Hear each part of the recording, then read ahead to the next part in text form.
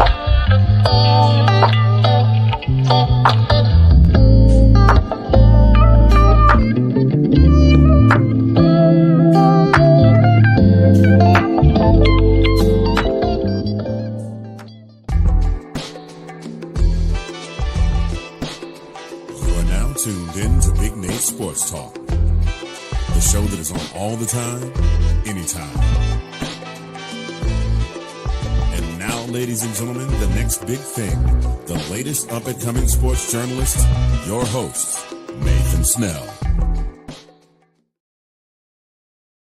Thank you, Mr. Anthony Handy, for that wonderful introduction. Hello, ladies and gentlemen. It is your host, Nathan Snell of Big Nate Sports Talk Podcast. This is episode 8, season 18 of the podcast. In this episode, we're talking about the Maryland women's basketball team. In this episode, we're going to be talking about the loss against Michigan State. And this upcoming weekend, Maryland is playing Purdue. Last week, they were supposed to play Purdue, but due to the inclement weather that we had, where most of the northeast was affected by snow, and then we had heavy rain here. We had some snow and some heavy rain. Next, in the arena had a 45-minute delay, and then they decided to just postpone the game. So the game was made up for this upcoming weekend. The Maryland women's basketball team will be playing Ohio State on the week of the 17th. I will be covering them in person, hopefully, crossing fingers, when they play Illinois. But we're 15 games to the season. But before we get into all that, there's a few things I want to say up front. You should have already seen episodes 6, 7 already up. Episodes 9 will also go up. We're going to recap the wild card once the games have been played. We're going to wait until that happens. The Miami Dolphins, Kansas City Chiefs, I believe they play today. The Steelers game, I believe, has been moved to Monday. So interesting because, again, bad weather. So I'm just staying tuned for those episodes. And as soon as this video is done, we're going to talk about the Maryland men's basketball side. So let's just get right into it. So let's rewind. We're 15 games into the season. And for the most part, the women's basketball team, I still think, is still going through an identity, finding what their identity is. I think that this team is talented. I think that this team is going to have to rely on a couple of things. I think resiliency, and I think it's going to rely on skill set. We've had this conversation before. We know what this team is capable of. I predict they'll get back to this week 16, Elite 8-ish. I do believe that this year we have seen some struggles, and that's not, no one's ignoring that. I think the biggest issue that I see is we're not giving them time. We're 15 games of the season, and I get it. Expectations are high, but you got to understand, when you lost 2 players last year that were 2 end up being first-round picks. You deal with the transfer portal. I'd have liked to have heard been more aggressive in the transfer portal, and then you still maintain the same roster. You just have, I think this is a solid group of freshmen, and then you had 2 walk-ons. So I'm not going to be panicking. I mean, there's plenty of time, but and again, also as well, we had a couple injuries. Lost another player this year. Another year where they're out for the season. So I feel like context matters. And I feel like some of us aren't taking that into consideration. Maryland versus Michigan State. Lost that game, watched it. I covered it via MarylandSportsBlog.com on Twitter. Live tweeted the game. Final score was 74-69.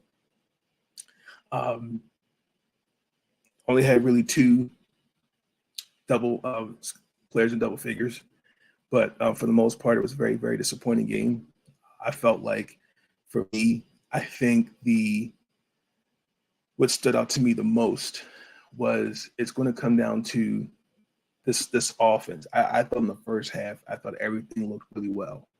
And then in the second half, I don't know what happened. But you can't – I don't know what it is with this squad, because when I looked back at the tape and knew who we're facing, Michigan State is, they have a good offense, but they're lacking in defense in some areas. And then I was just very disappointed in how we looked. Where do I begin? We struggled, to really string some minutes, some stops. We had the lead over 7 minutes. I felt as our offense was very shaky, and the Spartans did not miss a field goal in the last 3 minutes of that game. We did capitalize going to the free throw line. I mean, they have 4 starters with 4 fouls. We were 22 or 23 from the free throw line. But I felt as though a lot of it was we just could not string together defensive stops. And I'm going to play a clip from Coach Freeze and from really the freshman, Bree McDaniel, Shy Sellers. I'm going to play a clip and let you hear their perspective of what happened the other night.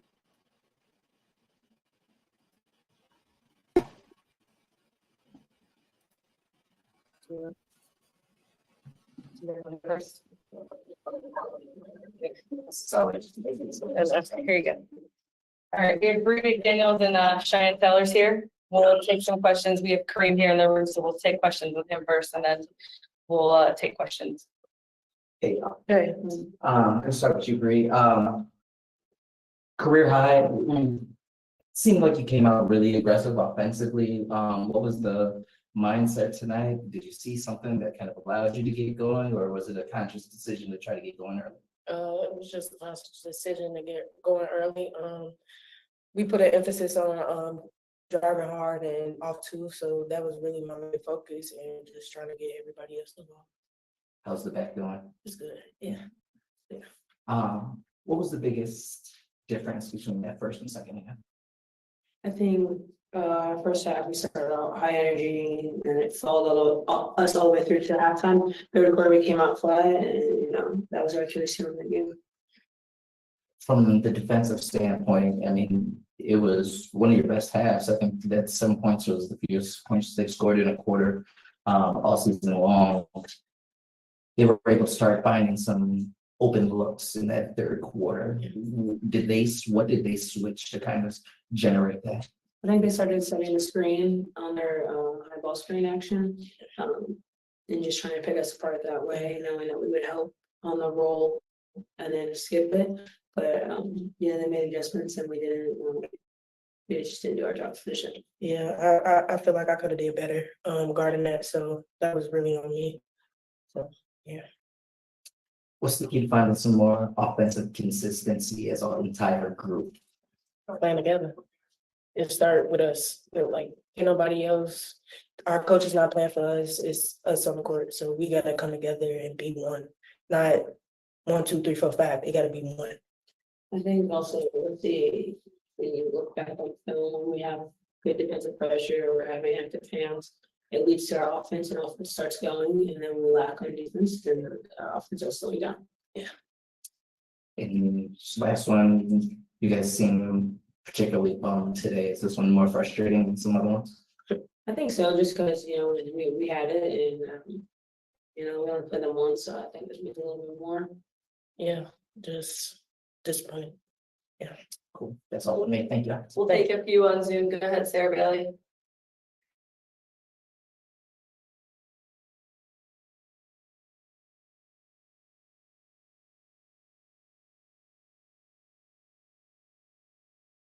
I'm sorry about that, ladies and gentlemen. I apologize for that, but you can see there that there's visible frustration in that game. I'm looking at the box score here. One thing that stood out to me, she said Bree she could have been better on defending that. I was kind of expecting someone to do that. Riley had more extended minutes because we just couldn't get any. From what I was looking from Lavender Briggs, only took one shot. I felt like we really weren't feeding her. Ball kind of spread it around. Shy was 7 of 16. Bree was 6 of 14.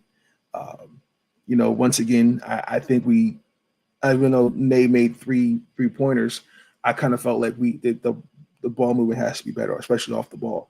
Allie only played almost 11 and a half minutes simply because matchups. I mean, they were playing 5-on-1 offsets. I mean, this was not a game for her matching offensive wise and defensive purposes.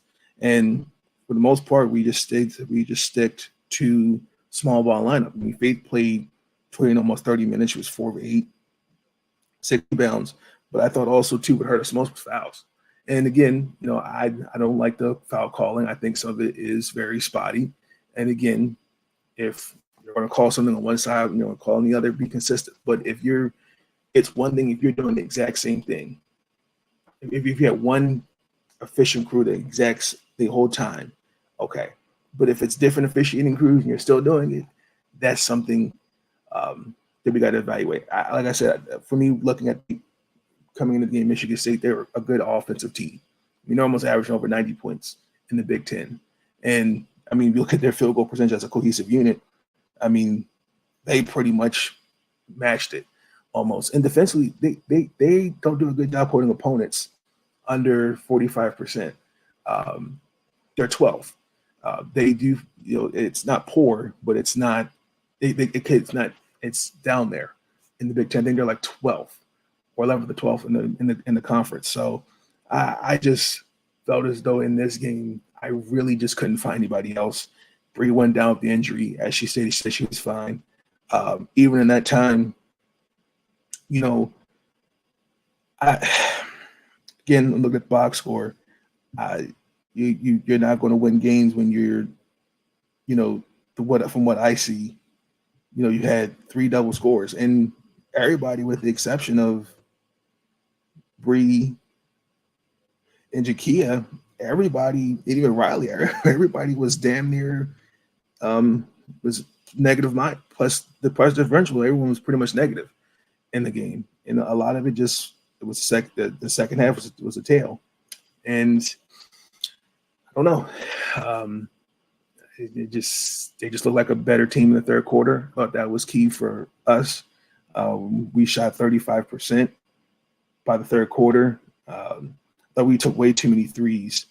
We took 13 threes, we only made 3 of them. And some of those shots weren't good looks.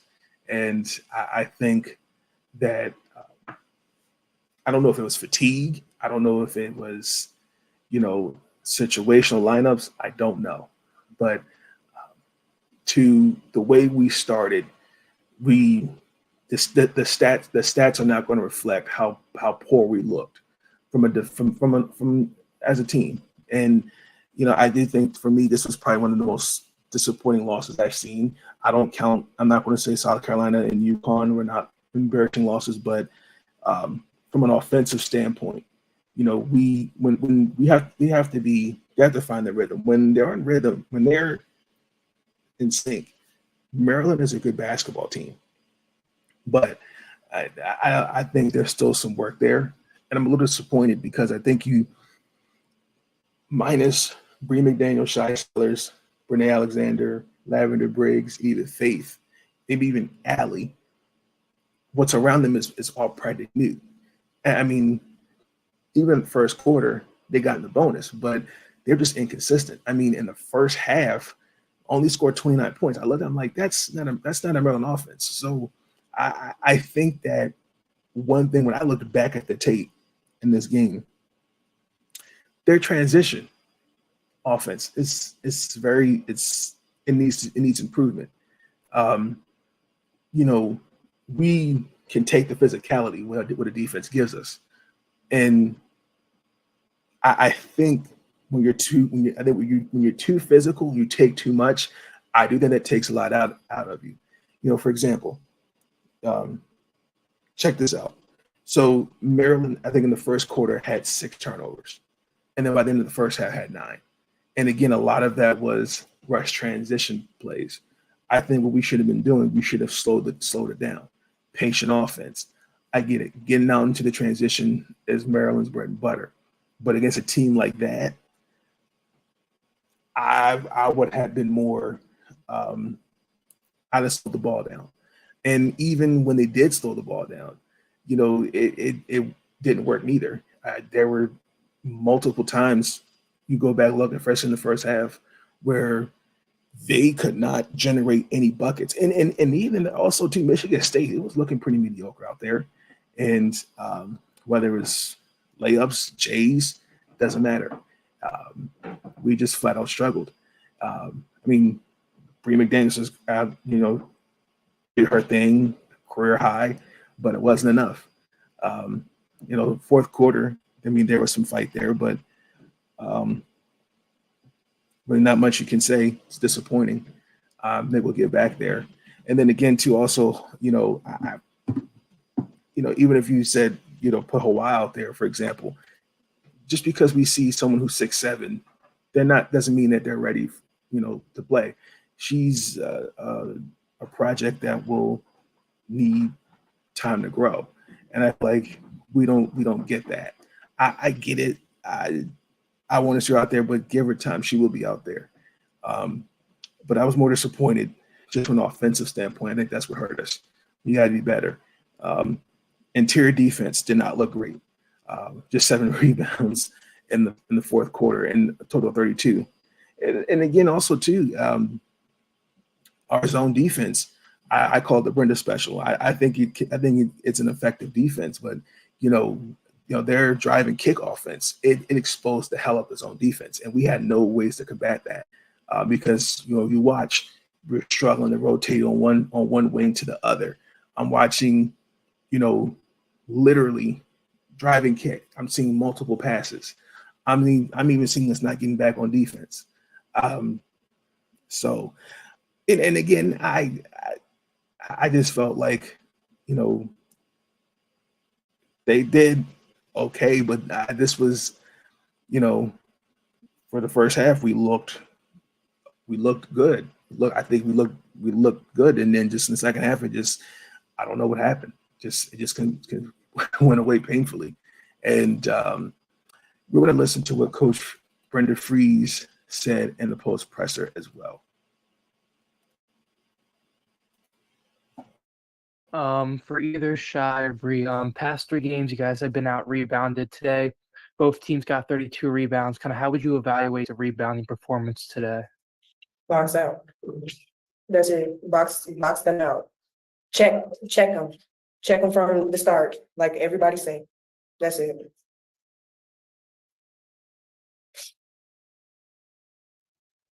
Hey guys, just curious, what was the defensive plan going into today's game, knowing how efficient Michigan State has been this season and how little they turn the ball over and how much they assist? I think just being aggressive, making them feel comfortable. I think we did that, and we made them have to execute. All right, thanks, ladies. Thanks, y'all. Go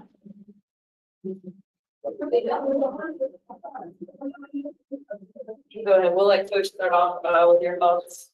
Yeah, proud of our first half. I thought we executed the game plan really, really well. I mean, we held them to 22 points. Obviously, our third quarter really impacted us. The foul trouble, a ton of missed layups that you got to be able to finish on the road. I thought they were the more aggressive team. They scored 52 points for, in the second half. So for us, we're excited to finally get back at home. We've had 3 straight road games. Now we'll be playing at home for the next 3. So, a lot of opportunities for us to, learn from this game and be able to take it back and get better. I mean, the league is really, really good, and you've got to come ready to play for 40 minutes. Great, yeah. You just mentioned that, got to play for 40 minutes. From your perspective, what shift energy wise at halftime? Or maybe not energy wise, but what kind of shift? I thought Michigan State just came out, and we expected that. And that they're a team that's a really competitive team, and I thought we came out flat. I can't explain it. It's an area for us that we've really got to be able to grow and be able to push through that fatigue. How did they create more of those open, I guess, kickouts? And it seems like they tweaked a little bit. I mean, they got us in early foul trouble.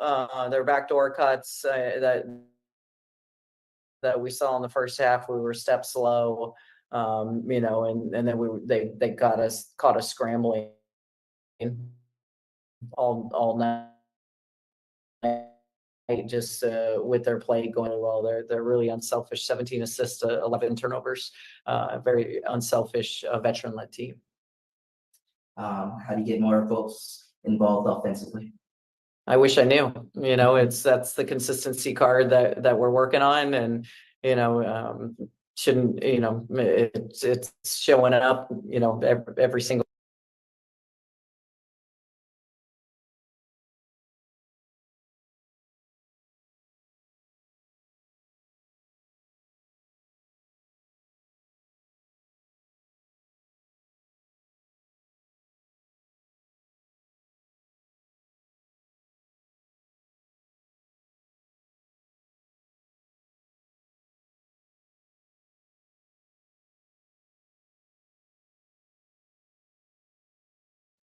Sorry, everybody. Did you have anything else? Just one last one. What was the most message post game? I think we've got to get better at controlling our emotions. These are high level games now that we're involved in, and I think sometimes we take away opportunities from ourselves when we're upset about a call or not focused on the right thing or the game plan. So I thought we did a really good job for the first 20 minutes, and we lost our poise and composure in the second half. And Michigan State had a lot to do with that, but that's an area for us that we can definitely improve on. Yeah, thanks. Sarah Bailey, do we have a couple questions on Zoom? Yeah, we'll go to Jack, Judith, and then Olivia. Hey, Coach, you talked about playing your next 3 at home, and while the schedule readjustment was far from something that was expected or something that you would probably like, having 3 straight games in a row at home after this loss and 2 losses on the road to start, are you like feeling like that could be something that could help your team kind of rebound heading into the January struggle of Big Ten schedule? Yeah, I hope so. I mean, we play well at home, but like I've told them, I mean, there are no easy games. Every team is coming for you in this league. Every team is really, really good. So, for us, we've got to put a 40-minute game together. I mean, the talent is that good. Every team can score and defend and rebound. So, for us, it's it'll be great to sleep in our own beds, but there's things that we still have to, be able to get a lot more consistent and to, play a complete 40-minute game. Judith, go ahead. Okay. I guess what kind of led you to play less of Ali, Jakia, and Lavender in the second half? I know they played way less than they did in the first half. Well, Ali, just the matchup, they were running a 5-out with guards. That it was a really tough matchup for her defensively. Early on, she wasn't scoring for us inside, so that just, it was based off of matchups. I thought Jakia got in foul trouble. She had 4 fouls there most of that second half. So that took her out. And, Lavs was, I thought Riley gave us really good minutes. I didn't really feel that, Lav was really giving us, what she typically does. It was an off night for her, or then sometimes other players just take your minutes. Riley came in and gave us a great spark. She had great energy. So she was able to be a big piece there. Okay, last question from Olivia. Hey coach, just curious. This is Robin Freilich's first year with the team, and they're playing at a level that they have not played in the past couple of years. From your perspective as like a fellow coach, what has she done really well with this team to get them to reach this level and reach their full potential this season? She's done a heck of a job. She's got them playing hard and on both ends of the floor, and they're unselfish. They share the basketball. I mean, she's walked into a great situation with, kids that have stayed and they're 4th and 5th year seniors, and have great pride with putting Michigan State on their chest. But the credit to her, she's defined roles really well, and they're each, given their role to the best of their ability. They're fun to watch as long as you're not playing against them. They're a really talented team.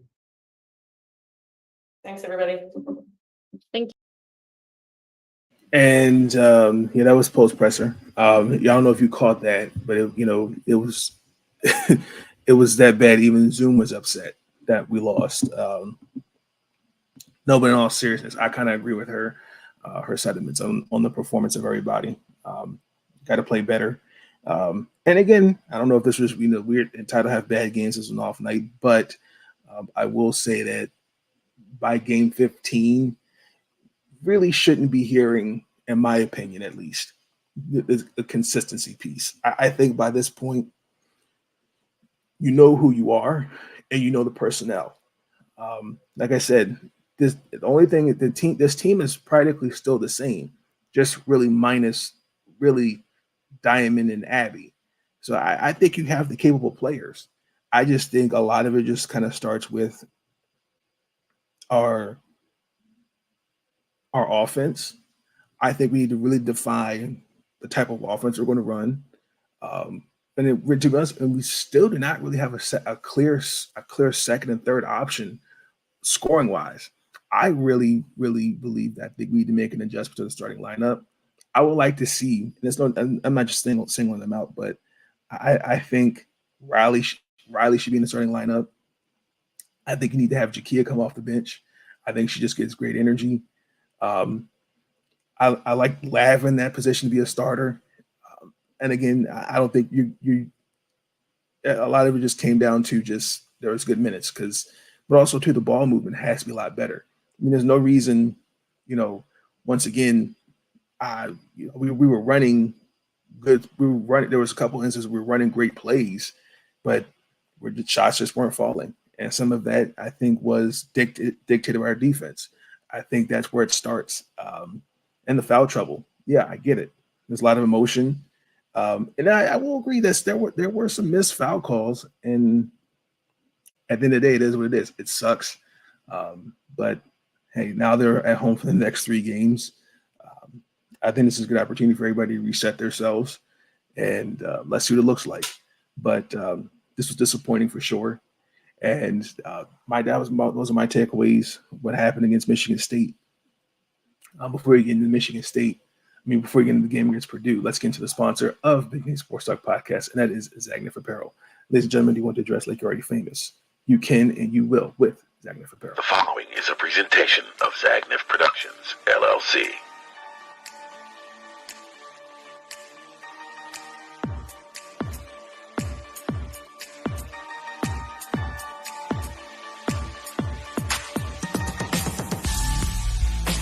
Introducing Zagnif Apparel. Our comfortable line of leisure wear and athletic wear will have you comfortable and stylish at any occasion. Whether you're at the gym, out shopping, or just relaxing at home, Whether you're an athlete or just want to lay around the house, we've got the perfect outfit for you. Stop by our website today and pick up your favorite pieces.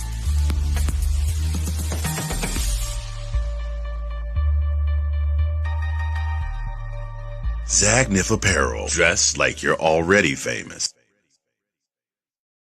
You can, and you will dress like you're already famous with a nice 15% off using my discount code BIGNATE off your final purchase.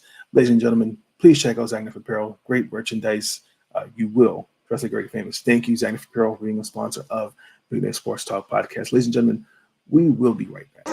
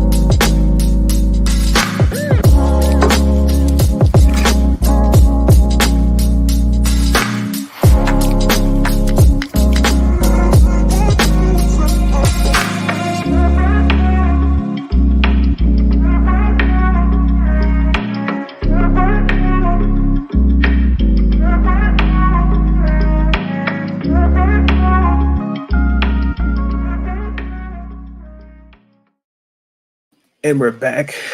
Maryland, this upcoming Sunday, plays Purdue. This is a makeup game. We're supposed to play them last Saturday, but unfortunately, due to bad weather, as I said in the introduction, the game was postponed.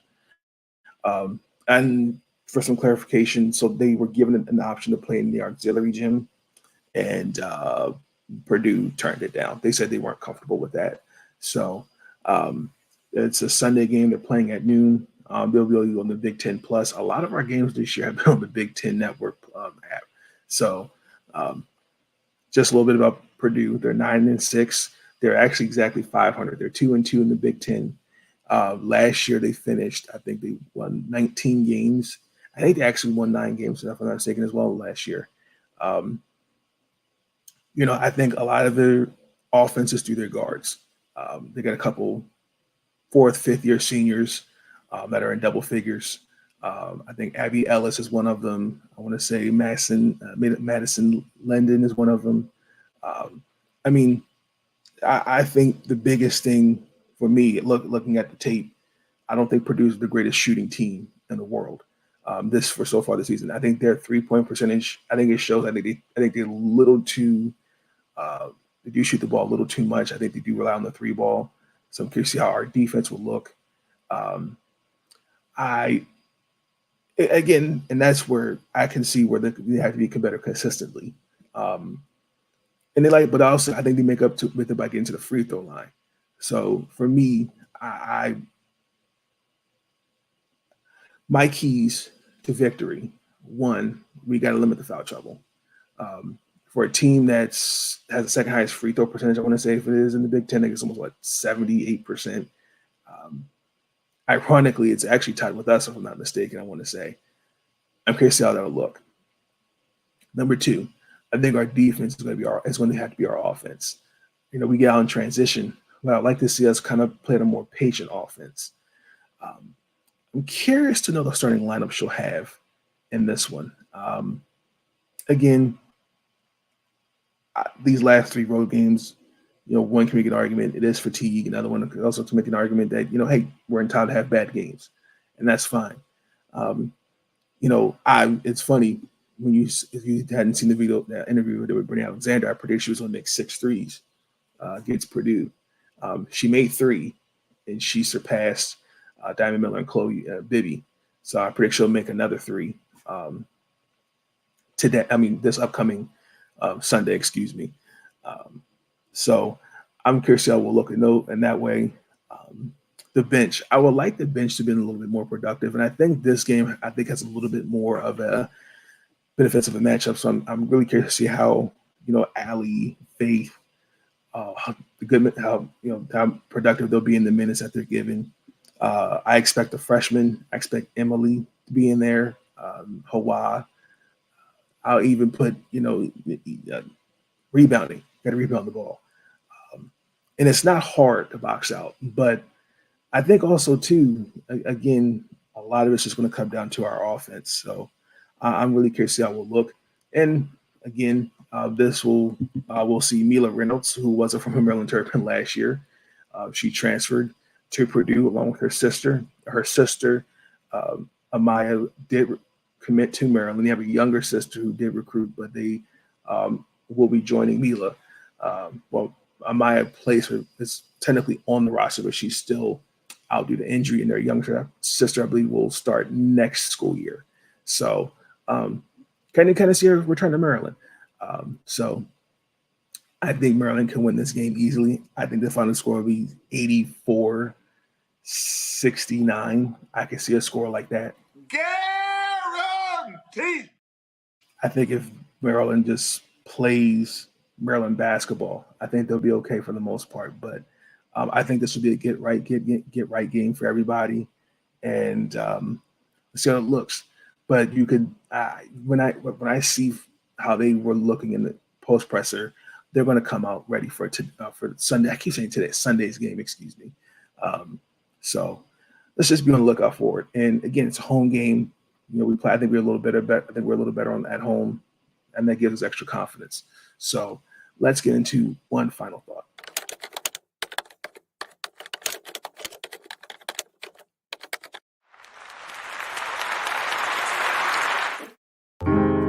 Thoughts are running through my mind, so I took some time to find a minute or two to organize. One final thought is, look, I get the frustration.